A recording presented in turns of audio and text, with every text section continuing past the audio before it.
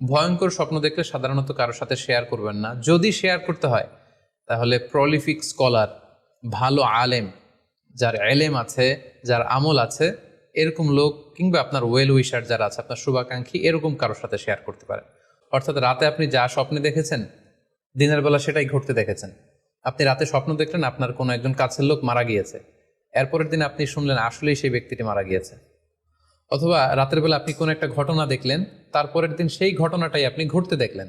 দ্বিতীয় দুঃস্বপ্ন যদি আপনারা কেউ দেখেন, সেক্ষেত্রে এই হাদিসের আলোকে আমরা বলতে পারি যে আপনি 6টি কাজ করবেন। 1 নম্বর হচ্ছে আপনি বাম দিকে 3বার থুতু ফেলবেন। 2 নম্বর হচ্ছে 3বার আপনি তাআউজ পড়বেন, অর্থাৎ আপনি পড়তে পারেন আউযু বিল্লাহি মিনাশ শাইতানির রাজিম, অর্থাৎ হে আল্লাহ, আমি বিতাড়িত শয়তানের ব্যাপারে আপনার কাছে পানাহ চাচ্ছি। অথবা আপনি পড়তে পারেন আউযু বিল্লাহি মিন শাররিহা, হে আল্লাহ, আমি এই শয়তানের অকল্যাণকর বা যে এভিল সাইড আছে, খারাপ দিক আছে, এই ব্যাপারে আমি আপনার কাছে পানাহ চাচ্ছি। 3বার আপনি এটা পড়বেন। 3 নম্বরে আপনি যদি আপনার ঘুমকে আবারও কন্টিনিউ করতে চান, তাহলে বা দিকে থেকে যদি স্বপ্ন দেখেন তাহলে আপনি ডান দিকে টার্ন করবেন। আপনি ডান কাতে ঘুমাচ্ছিলেন এরকম যদি হয় তাহলে বাম দিকে আপনি সরে যাবেন, অথবা যেখানে শুয়েছিলেন ওই জায়গাটা চেঞ্জ করে অন্য কোথাও শোবেন। 4 নাম্বার হচ্ছে আপনি যদি ঘুম আর কন্টিনিউ করতে না চান তাহলে আপনি অজু করে ফেলবেন। তাৎক্ষণিক আপনি আপনার ঘুম যদি আপনি কন্টিনিউ করতে না চান, অজু করে ফেলবেন এবং 2 রাকাত সালাত আদায় করবেন। 5 নাম্বার হচ্ছে এই স্বপ্ন আপনি কারোর সাথে শেয়ার করবেন না। এ ব্যাপারে আমরা সামনে বিস্তারিত বলছি। ভয়ঙ্কর স্বপ্ন দেখলে সাধারণত কারোর সাথে শেয়ার করবেন না। যদি শেয়ার করতে হয় তাহলে প্রলিফিক স্কলার, ভালো আলেম, যার এলেম আছে, যার আমল আছে, এরকম লোক, কিংবা আপনার ওয়েল উইশার যারা আছে, আপনার শুভাকাঙ্ক্ষী, এরকম কারোর সাথে শেয়ার করতে পারেন। 6 নাম্বার, যদি সুযোগ হয় আপনি কিছু চ্যারিটি করে দিতে পারেন, দান করে দিতে পারেন, কারণ সাদাকাতু তারুদ্দুল বালা, দান করলে, চ্যারিটি করলে এটা মানুষের বিপদ বা বালা মুসিবতকে দূর করে দেয়।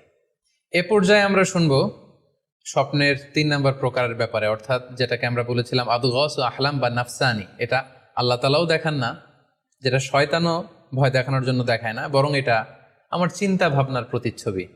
এটা সাধারণত অর্থহীন স্বপ্ন আমরা বলে থাকি, এটার কোনো অর্থ হয় না, বা আমার কল্পনা প্রসূত স্বপ্ন। সারাদিন আমি যেটা নিয়ে ভাবি, যেটা নিয়ে আমি কনসার্ন বা টেন্সড, ওইটাই আমি রাতের বেলায় দেখছি। এই জাতীয় স্বপ্ন যদি আমরা দেখি তাহলে এই স্বপ্নের কোনো অর্থ নেই, এটাতে কোনো দিক নির্দেশনা নেই, এটা সাধারণত অর্থহীন এবং কল্পনাপ্রসূত স্বপ্ন হয়ে থাকে। এই স্বপ্নের কোনো ব্যাখ্যা হয় না। সম্মানিত সুধী, এ পর্যায়ে আমরা জানবো যে কোন স্বপ্নের ব্যাখ্যার প্রয়োজন হয় এবং কোন স্বপ্নের কোনো ব্যাখ্যার প্রয়োজন হয় না।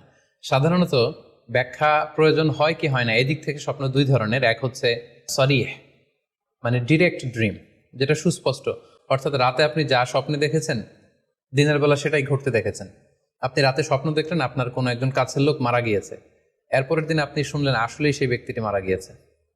অথবা রাতের বেলা আপনি কোনো একটা ঘটনা দেখলেন, তারপরের দিন সেই ঘটনাটাই আপনি ঘটতে দেখলেন।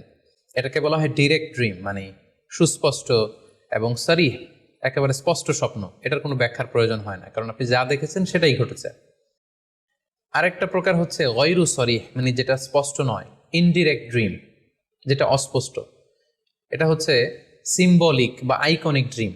আপনি এমন অস্পষ্ট, আইকনিক বা এমন কিছু সিম্বল দেখেছেন রাতে ঘুমের ঘরে স্বপ্নে, যেটা থেকে সুস্পষ্ট আসলে কিছু বোঝা যায় না, বরং এখানে একটা সিম্বল আছে, এখানে একটা প্রতীক আছে বা আইকন আছে। এই জাতীয় যে স্বপ্নগুলো আছে সাধারণত এগুলোর ব্যাখ্যার প্রয়োজন হয়, যেহেতু আপনি বুঝতে পারছেন না যে এটা দিয়ে আসলে কি বোঝানো হচ্ছে।